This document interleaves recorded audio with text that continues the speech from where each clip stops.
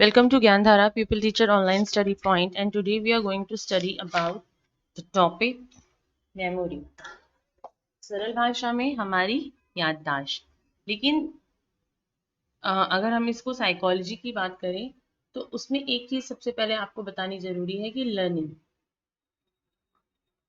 Learning is the primary condition. क्योंकि जब हम कोई चीज़ मतलब लर्न करेंगे तभी तो उसकी मेमोरी हो पाएगी, या हम कोई एक्सपीरियंस लेंगे तभी तो उसकी मेमोरी बन पाएगी। तो द थिंग इज कि our mind possess a special ability by virtue of which every experience or learning leaves behind memory images or traces that are conserved in the form of engrams, as you all can see from the pictures. तो हमारी जो brain में जितनी भी experiences होते हैं वो इनग्राम्स के फॉर्म में मेमोरी ट्रेसेस में स्टोर हो जाते हैं।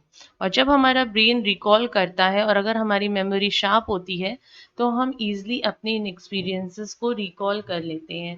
और यहाँ पे भी दो वर्ड्स होते हैं, एक होता है recall and the next is recognition.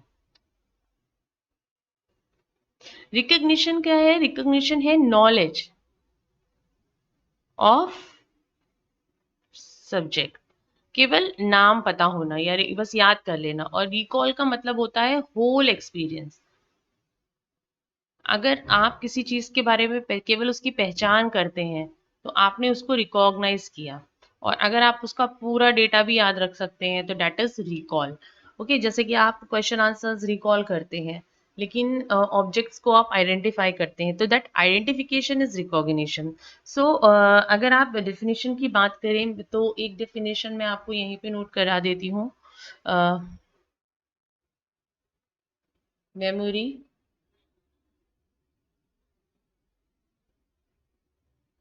consist in remembering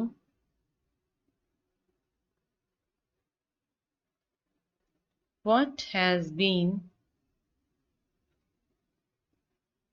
previously learned. Easiest definition, ये definition है वुडवर्थ एंड मार्क्वेस की। तो जो भी चीज़ें हमने एक्सपीरियंस में ली वो हमारे माइंड में इनग्राम्स के फॉर्म में और मेमोरी ट्रेसेस द्वारा हमारे सेंट्रल नर्वस सिस्टम में प्रिजर्व कर ली जाती हैं। और इसी को हमारी मतलब रिटेनिंग क्वालिटी कहते हैं ब्रेन की।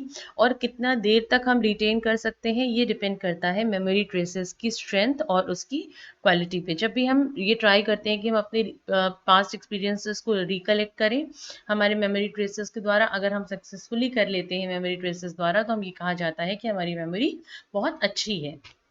और नहीं कर पाते हैं तो ये कहा जाता है कि जो भी हमने याद किया हम भूल गए। लेकिन प्राइमरी कंडीशन मैंने आपको स्टार्टिंग में ही बताई, सबसे इंपॉर्टेंट है लर्निंग। जितनी अच्छी लर्निंग होगी उतनी ही बेहतर मेमोरी भी होगी। नाउ व्हाट इज मेमोरी, ये मैंने आपको बता दिया। अब इसका प्रोसेस, इसका 3 मेन स्टेप प्रोसेस है। इनकोडिंग, स्टोरेज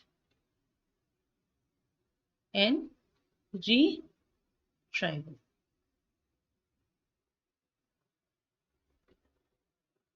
3 स्टेप प्रोसेस होता है मेमोराइजेशन, या आप इसको यहाँ पे लिख सकते हो the process of memorization. It includes 3 steps. सबसे पहला स्टेप है इनकोडिंग। इनकोडिंग का मतलब क्या होता है? इनकोडिंग में क्या होता है? It's a process which translate or convert the sensory experiences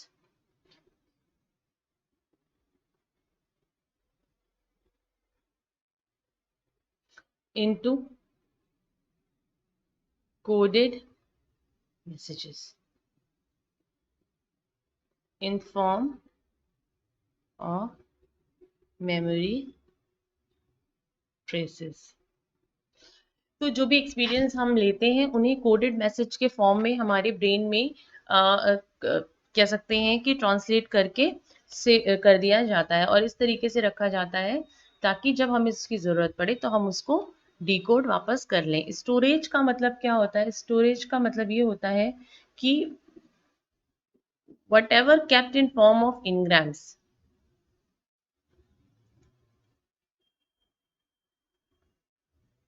whatever kept in form of engrams are safely stored in our brain और सेंट्रल नर्वस सिस्टम। ये काम कौन करती है? ये सेकेंड प्रोसेस करता है, स्टोरेज का काम। एंड थर्ड प्रोसेस है रिट्रीवियल। इसका मतलब होता है decoding the coded message at time of recall. मतलब जो कुछ भी हमने यहाँ पे इनकोड किया हुआ था इसमें, उसको इनकोड को यहाँ पे डिकोड करते हैं और हमें रिकॉल हो जाता है या हमें याद आ जाता है कि what was our previous learning experience और what was our previous conditions. Now types of memory. Basically, there are three types of memory. One is immediate memory. Second one is short-term memory. And third one is long-term memory, जिसको basically आगे भी दो part में divide किया गया है। One is episodic memory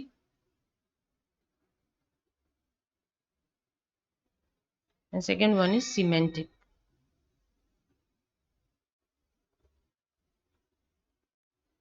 now immediate memory, नाम से ही समझ में आ रहा है, इसका retention time less than 5 seconds होता है। तो कोई ऐसी चीज जिसको हमें बस तुरंत याद करना है, जैसे उदाहरण के तौर पे हम मूवी हॉल में गए और हमें अपना सीट नंबर पता है, हम गए, हम सीट नंबर लर्न था हमें, हम वहाँ पे बैठ के मूवी देखते हैं, उसके बाद वापस जब हॉल से निकलते हैं तो शायद अपना कभी कभी सीट नंबर अक्सर भूल जाते हैं। तो मतलब छोटे टाइम के लिए बिल्कुल तुरंत याद किया और सेंसरी इम्प्रेशंस डिके हो गए। इस तरह की मेमोरी इमीडिएट मेमोरी कहलाती है।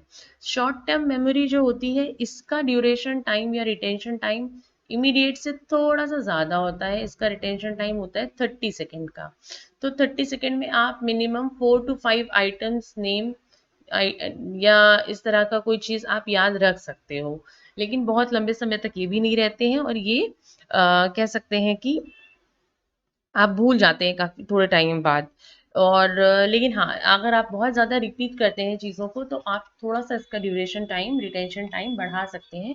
लेकिन शॉर्ट टर्म मेमोरी जो होती है वो इसीलिए होती है क्योंकि यहाँ पे मेमोरी ट्रेसेस जो होते हैं ये भी बहुत जल्दी ही रिट्रेस हो जाते हैं। इनका एन्कोडिंग प्रोसेस भी कोई बहुत अच्छा नहीं होता, इसलिए हमारी मेमोरी भी बहुत लॉन्ग टर्म नहीं रह पाती है। लेकिन जो लॉन्ग टर्म मेमोरी होती है इसका ड्यूरेशन जो है ये बहुत होता है। एग्जाम्पल के तौर पे ये लाइफ टाइम भर का भी हो सकता है ना? जैसे बहुत इसमें लॉन्ग टर्म मेमोरी में क्या आता है, हमारा नेम, हमारे डीओबी और फैमिली, इसकी फैमिली नेम, ये सब हमें अच्छे से हमेशा याद रहते हैं। हमारी स्कूलिंग, ये सब चीज़ें हमें याद रहती है। मतलब एक जो होते हैं ना फिक्स्ड और सिंपल एग्जांपल्स, अगर ये हमारी मैरिज डेट है, ये सब चीज़ें हमें याद हो जाती हैं क्योंकि हमें लाइफ में बार बार ये इवेंट्स होते रहते हैं। और इम्पॉर्टेंट थिंग इसकी ये होती है कि जो इनकोडिंग होती है इस सेंसरी इंफॉर्मेशन की, लॉन्ग टर्म मेमोरी की, वो बेसिकली प्रॉपरली ऑर्गेनाइज्ड होती है ना? तो ये जो इनकोडिंग है यहाँ पे वो बहुत प्रॉपरली ऑर्गेनाइज्ड होती है, जिसकी वजह से हमारे जो सेंसरी इनग्राम्स होते हैं वो काफ़ी अच्छे तरीके से हमारे ब्रेन में फिट होते हैं और हम रिकॉल कर लेते हैं। जबकि इसमें शॉर्ट टर्म मेमोरी में इनकोडिंग डिफेक्टिव होती है, इनकोडिंग स्टेज बहुत डिफेक्टिव होती है। तो हम और अनऑर्गेनाइज्ड होती है, दोनों ही चीज़ें हैं जिसकी वजह से हम ज़्यादा देर तक चीज़ें याद नहीं रख पाते हैं। अब लॉन्ग टर्म मेमोरी को भी दो भागों में बांटा गया है, एपिसोडिक मेमोरी और सिमेंटिक मेमोरी। एपिसोडिक मेमोरी का मतलब है कि जो इवेंट जैसा देखा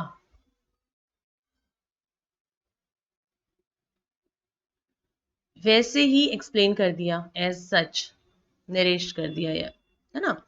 तो एपिसोडिक मेमोरी, हमने कोई घटना देखी और हमने शब्द शब्द शब्द मतलब बिल्कुल अक्षरांश जिसे कहते हैं, हमने वो बिल्कुल सुना दिया ऐसे ही, तो वो हमारी एपिसोडिक मेमोरी होगी। और सिमेंटिक मेमोरी का क्या होता है, इसमें हम अपने अनुभव के साथ मल्टीपल एसोसिएशंस भी जोड़ लेते हैं। जैसे एग्जाम्पल के तौर पे कोई अपनी कोई कहानी बता रहा है और उसमें बताने के साथ उसने अपने पर्सनल चीज़ों को भी उसमें ऐड कर लिया। जैसे कि उदाहरण के तौर पे ड्रिंकिंग और driving should not be mixed, ये एक रूल फॉर्म हुआ है और ये हमें याद रहता है, तो जब भी हम ड्राइविंग करते हैं तो हम इस रूल को फॉलो करते हैं। तो मतलब जो चीज़ है वो हम मल्टीपली एसोसिएट कर लेते हैं, जैसे कि कंपाउंड इंटरेस्ट का फॉर्मूला है या केमिकल सिंबल्स हैं, ये हमारी सिमेंटिक मेमोरीज पे होते हैं, क्योंकि इसमें क्या होता है, मीनिंगफुल इंटरप्रिटेशन निकलता है ना। एपिसोडिक मेमोरी में आप बहुत अपना माइंड नहीं खर्च करते, जो चीज़ जैसी होती है वो वैसी ही बता दी जाती है, लेकिन इसमें मीनिंगफुल इंटरप्रिटेशंस निकलते हैं। जो भी चीज़ आपने देखी है या जो भी आपका लर्निंग एक्सपीरियंस है उसे मल्टीपली एसोसिएट कर दिया जाता है जनरल लॉस और रूल्स के द्वारा। तो आई होप आपको टाइप्स ऑफ मेमोरी क्लियर होगा। नाउ मेजरमेंट ऑफ मेमोरी, तो इसमें कई सारे मेथड्स हैं। दो ही चीजें मेन है, मेथड ऑफ रिकॉल और मेथड ऑफ रिकॉग्निशन।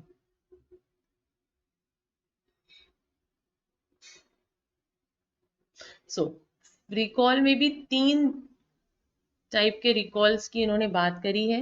रिकॉल का मतलब होता है कि जो चीज़ भी लर्नर ने पहले से याद रखी है उसको वैसे ही वो बता दे। इसके देखिए तीन मेथड्स हैं, मैं आपको तीनों समझाऊंगी। रिकॉल मेथड है, प्रोबेब्ड रिकॉल है, सीरियल रिकॉल है। और रिकॉग्निशन मेथड में आप दो तरह के इसमें है, simple recognition test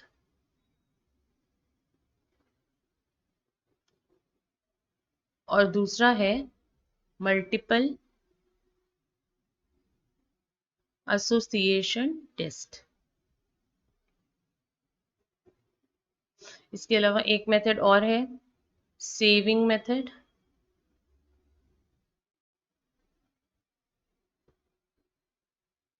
reconstruction method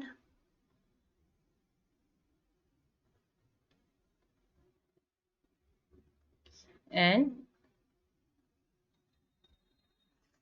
तो ये सारे जो मेथड्स होते हैं इसको आप मतलब यूज कर सकते हैं, या मेजरमेंट मेमोरी का इन मेथड्स के थ्रू किया जाता है। देखिए ये मेजरमेंट के लिए इस्तेमाल किए जाते हैं मेथड, ये मेमोरी के मेथड्स नहीं है कि कौन से मेथड्स है जिससे हम मेमोराइज करते हैं, ये मेजरमेंट है कि मेमोरी किसकी कितनी शार्प है, इसको इससे नॉलेज करते हैं। तो फ्री कॉल मेथड में क्या होता है, फ्री कॉल मेथड में एक लिस्ट ऑफ आइटम्स दे दी जाती है और उसको सीधे से मतलब सिंपली उसको याद करके उसको सुनाना होता है फ्री कॉल मेथड में।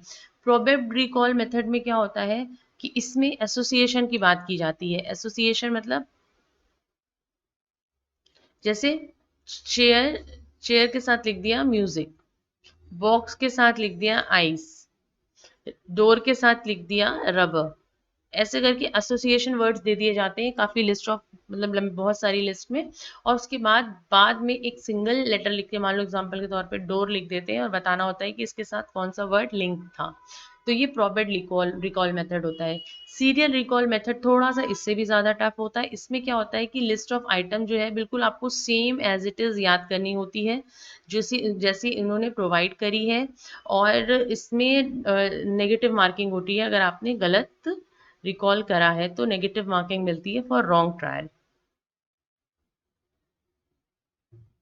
ओके, सिंपल रिकॉग्निशन टेस्ट तो बहुत ही सिंपल होता है। जैसे एग्जांपल के तौर पे आपको कोई चीज़ प्रोवाइड कर दी खाने की और आप उससे आप पूछा कि आपने इसको पहले देखा है उसकी स्मेल के बेस पे, उसके टेस्ट के बेस पे, या फिर कोई पिक्चर प्रोवाइड कर दी और यस और नो, बेसिकली यस और नो में आपको आंसर इसमें सिंपल रिकॉग्निशन में देना होता है, यस नो फॉर्म में। और मल्टीपल एसोसिएशन, जैसे आप क्वेश्चन आंसर एमसीक्यूज करते हैं ना, एक क्वेश्चन के 4 आंसर्स दे दिए गए, उसमें से कोई एक करेक्ट होता है, तो ये मल्टीपल एसोसिएशन टेस्ट होता है। और इसमें एक तरीका ये भी होता है कि जैसे आपको बहुत सारी पिक्चर प्रोवाइड कर दी गई और उसमें से कहा कि आप महात्मा गांधी की पिक्चर ढूंढिए या अपने जिन्हें बापू कहा जाता है उनकी फोटो ढूंढिए, तो वर्ड, लेटर, सिंबल्स में रिकॉग्निशन करिए। तो इस तरह के टेस्ट इसमें होते हैं। सेविंग मेथड जो होता है, ये एक साइकोलॉजिस्ट है, फेमस साइकोलॉजिस्ट है, एबिंग हॉस।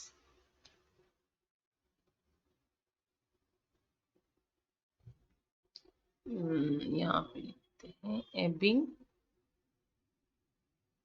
हॉस, इन्होंने ये मेथड दिया था, एबिंग हॉस ने। और इस मेथड में कुछ नहीं था, सिंपली जो चीजें याद करते थे उसको लिखा जाता था और नंबर ऑफ ट्रायल्स याद, मतलब लिस्ट ऑफ आइटम प्रोवाइड कर दी गई याद करने के लिए। उसके बाद देखा गया कि जो सब्जेक्ट था हमारा उसने कितना टाइम लिया उसको याद करने में, और कितने ट्रायल आवर्स उसने लिए, उसमें से कितने एग्जैक्ट उसको याद हुए और कितने नेगेटिव याद हुए। इस तरीके से वो जब बार बार ये प्रोसेस रिपीट होता था तो धीरे धीरे करके उसके नंबर ऑफ ट्रायल्स याद करने के कम होते जाते थे। तो मतलब 8 ट्रायल्स होते थे, अब 2 बचे होते थे। जैसे मतलब एक, देखिए इसको ऐसे समझते हैं तो मैं भी आपको इजीली समझा पाऊंगी। यहाँ पे एग्जाम्पल के तौर पे आपने किसी ट्रायल के लिए 10 ट्रायल लिए कोई सब्जेक्ट याद करने के लिए, फिर सेकेंड अटेम्प्ट में नेक्स्ट डे आपने उसी को याद करने के लिए आपने 8 ट्रायल्स लिए, तो आपके पास सेविंग कितनी हुई, 2 ट्रायल की सेविंग हो गई। तो ये सेविंग नोट करते हुए ये प्रोसेस ऑफ मेमोराइजेशन की स्पीड अलग अलग सब्जेक्ट्स की, मतलब वो सॉरी मतलब रीड करते थे। इसके बाद फोर्थ है रिकंस्ट्रक्शन मेथड। रिकंस्ट्रक्शन का मेथड ये होता है कि आपको कोई चीज़ लर्न करने के लिए दी गई, आपने उसको एज इट इज़ याद किया और प्लस उसमें अपने एक्सपीरियंस जोड़ दिए। तो ओन एक्सपीरियंस को ऐड अप करते हुए जब आपने कोई चीज़ मेमोरी में फॉर्म करके बताई, तो इस तरह के मेथड को रिकंस्ट्रक्शन मेथड कहते हैं। और इससे नोवेल्टी ऑफ मेमोरी जांची जाती है इस मेथड में, कि आपने जो चीज़ याद की उसके अलावा आपके ब्रेन ने और आपके कौन से पास्ट एक्सपीरियंसेस को उसी चीज़ में इंक्लूड करके आपने आपने उसको बताया। ये चीज़ इस मेथड में होती है। नाउ फैक्टर्स इन्फ्लुएंसिंग मेमोरी, हमारी मेमोरी को दो मेन फैक्टर्स इन्फ्लुएंस करते हैं। पहला है कि नेचर ऑफ द मटेरियल, कैसा है जिसको जो चीज़ हमें याद करनी है, और दूसरा टेक्निक्स जो हमने याद करने के लिए इस्तेमाल की हैं। तो what are the techniques? So nature of the material में मेनली दो ही बातें हैं। पहला ये कि मीनिंगफुलनेस कितनी है। Simply C A T cat B A T bat अगर आपको याद करने के लिए दे दिया जाएगा तो आप याद कर लेंगे, लेकिन अगर एन ओ पी, नॉप और एस पी सी ऐसे करके इस तरह के मीनिंगलेस वर्ड आप देंगे तो उसको याद करने में आपको टाइम लगेगा। ऐसे ही अमाउंट की बात करते हैं, थोड़ा मटेरियल होगा तो जल्दी याद हो जाएगा, ज़्यादा मटेरियल होगा तो हमें ज़्यादा समय लगेगा। इसके अलावा कुछ टेक्निक्स होती हैं मेमोराइजेशन की, वो मैं आपको एक एक करके बता देती हूँ। सबसे पहली टेक्निक है रेसिटेशन मेथड। रेसिटेशन मेथड जैसे हम बच्चों को याद कराते हैं ना, रॉट लर्निंग जिसको होता है, रट्टा मार जिसे कहते हैं, ये वो मेथड होता है इसमें हम बार बार चीज़ों को रिपीट करते हैं। दूसरा मेथड है whole and part method. Whole and part method का मतलब ये होता है कि अगर छोटी चीज़ होती है तो हम उसे एज अ होल याद कर लेते हैं, और अगर बड़ी चीज़ होती है तो हम उसके पार्ट फॉर्म कर लेते हैं। मान लो कि कोई शॉर्ट आंसर्स है वो वन लाइनर होते हैं तो हमें एज अ होल याद कर लेना होता है। लॉन्ग आंसर है उसमें 2 पैराग्राफ्स के आंसर है तो हम पहले एक पैराग्राफ याद करते हैं, फिर दूसरा पैराग्राफ याद करते हैं, फिर एज अ होल याद कर लेते हैं। तो ये होल एंड पार्ट मेथड होता है। दूसरा होता है space and unspaced method. Space method क्या होता है, इसमें वर्क एंड रेस्ट का रूल चलता है। थोड़ा याद किया, थोड़ा रेस्ट किया, थोड़ा याद किया, थोड़ा रेस्ट किया, कुछ इस तरीके से आप इसमें याद करते हैं। और अनस्पेस मेथड में क्या होता है, इसमें आपको रुकना नहीं होता है, आपको एज अ होल ही याद करना होता है, कोई टाइम नहीं मिलता है। तो जो छोटे लेसन होते हैं, शॉर्ट लेसन होते हैं, वो बिना रुके हमें याद करने होते हैं, और जो लंबे लेटर्स होते हैं उनमें हमें थोड़ा रेस्ट देना होता है, थोड़ा स्पेसिंग रखनी होती है। तो इन मेथड से आप इफेक्टिवली याद कर सकते हैं या आपकी मेमोरी शार्प हो सकती है। Now measures and techniques for effective memorisation, मतलब किस तरीके से हम इफेक्टिव मेमोराइजेशन के लिए कौन कौन से मेजर्स लिए जाने चाहिए, इसके बारे में हम बात करते हैं। देखिए, सबसे पहला तो है विल एंड डिटर्मिनेशन। जब तक हम याद करने के लिए विल पावर हमारी स्ट्रांग नहीं होगी, हम कुछ भी याद नहीं कर सकते। तो एक विल तो हमारे अंदर होनी चाहिए for learning. And the second one is interest and attention. और इसके लिए एक बहुत अच्छा HR भाटिया एक साइकोलॉजिस्ट रहे हैं, उन्होंने बहुत अच्छी एक कह सकते हैं एसोसिएशन वाली बात कही। उन्होंने कहा कि जो इंटरेस्ट है वो मदर होती है अटेंशन की, ठीक है, और अटेंशन मदर होती है मेमोरी की। जितने ज़्यादा अटेंटिव होगा या देख सुनेंगे कोई चीज़, उतने ज़्यादा आपको मेमोराइज रहेंगी। तो अटेंशन किसकी मदर है? मेमोरी की। यानी इंटरेस्ट की एक तरह से ग्रैंड मदर है। तो आपको अगर मेमोराइज करना है कोई भी चीज़, तो आपको मदर और ग्रैंड मदर दोनों को फॉलो करना पड़ेगा। मतलब आपका इंटरेस्ट भी होना चाहिए उस चीज़ में, एज वेल एज आपका अटेंशन भी अच्छा होना चाहिए। प्रॉपर मेथड्स यूज़ करने चाहिए आपको। मेमोराइजेशन के प्रॉपर मेथड्स जो भी होते हैं, वो मेमोराइजेशन के आपको यूज़ करने चाहिए। जो टेक्निक आपको सूटेबल लग रही है उस चीज़ के लिए, अगर आपको शॉर्ट टाइम स्पेस मेथड चाहिए, स्पेस मेथड यूज़ करिए। रिकंस्ट्रक्शन मेथड चाहिए, वो यूज़ करिए जो आपको दूसरा प्रिंसिपल ऑफ एसोसिएशन, मेमोरी का बहुत इंपॉर्टेंट रोल होता है इसमें। क्योंकि अगर आप चीज़ों को जनरलाइज करके याद करते हैं तो बहुत ईजिली याद कर लेते हैं। अगला है ग्रुपिंग एंड रिदम।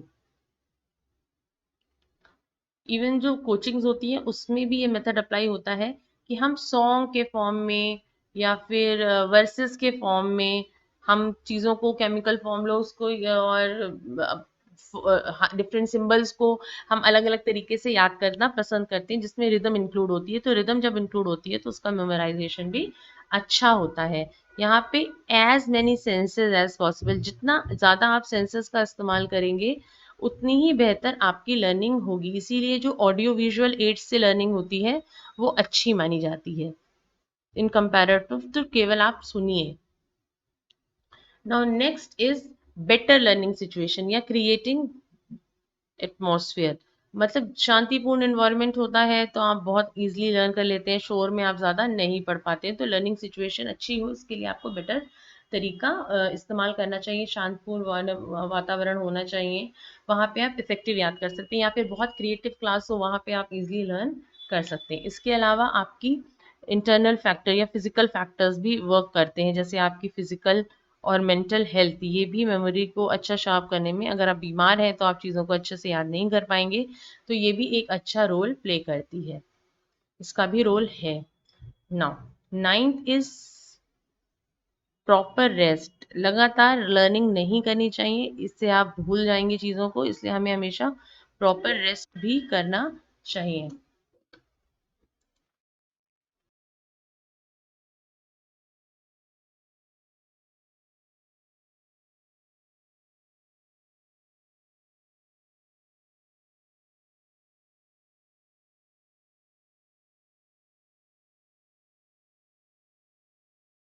जितना ज़्यादा आप रिपीट एंड प्रैक्टिस करोगे उतनी बेहतर मेमोरी होगी। थैंक यू फॉर वॉचिंग ज्ञान धारा। Please like share and subscribe.